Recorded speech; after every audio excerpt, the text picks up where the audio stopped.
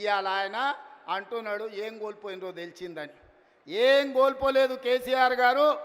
మీరు ఆ ఫామ్ హౌస్లోనే ఉండండి, కావాలంటే వైన్ షాప్ ఆయనకు చెప్తా, కావాల్సినప్పుడల్లా సీసాలు నీకు అందిస్తూనే ఉంటాడు. ఆ బిల్లు కూడా నువ్వు కట్టకు, మా వాళ్ళు కడతారు, మా పిల్లలు కడతారు. నీ ఇంట్లో 4 పదవులు కోల్పోయారు తప్ప తెలంగాణ సమాజం ఏం కోల్పోలే.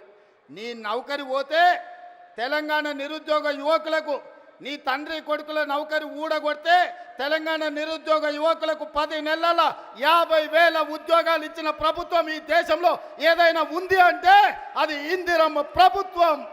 ఆ ఇందిరమ్మ ప్రభుత్వంలో 50,000 ప్రభుత్వ ఉద్యోగాలు ఇచ్చిన ఘనత నా మంత్రివర్గ సహచరులదని నేను ఈ వేదిక మీద నుంచి గర్వంగా నేను చెప్పదలుచుకున్నా.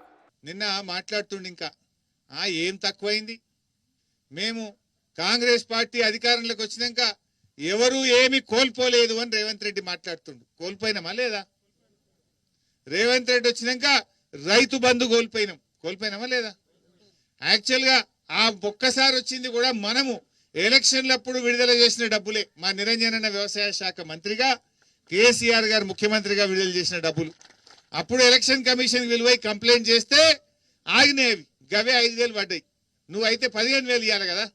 అంటే నువ్వు వచ్చిన తర్వాత ప్రజలు రైతు బంధు కోల్పోయినరు, కేసీఆర్ కిట్ కోల్పోయినరు, న్యూట్రిషన్ కిట్ కోల్పోయినరు, బతుకమ్మ పండుగకు అక్కజెల్లెలు చీరలు కోల్పోయినరు, మా గొల్ల కుర్మలు 2వ దశ గొర్రెలు కోల్పోయినరు, బీసీ బంధు కోల్పోయినరు, మా దళిత సోదరులు దళిత బంధు కోల్పోయినరు.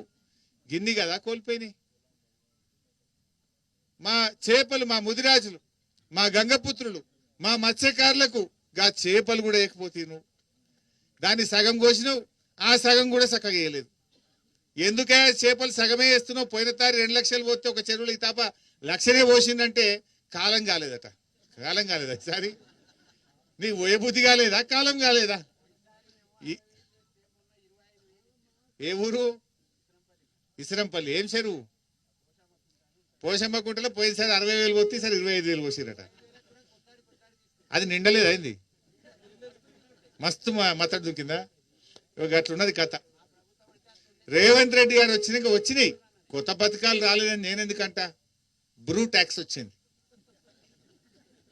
ఫైనాన్స్ ఎవరికన్నా పని చేస్తే కలవట్టు కట్టనో రోడ్డు పోస్తేనో 8% ట్యాక్స్ అయితే వచ్చింది. బిల్లు రావాలంటే బి ట్యాక్స్ వచ్చింది. ఎంత? 10 15 8 to 10 బి ట్యాక్స్ వచ్చింది రేవంత్ రెడ్డి వచ్చినాక.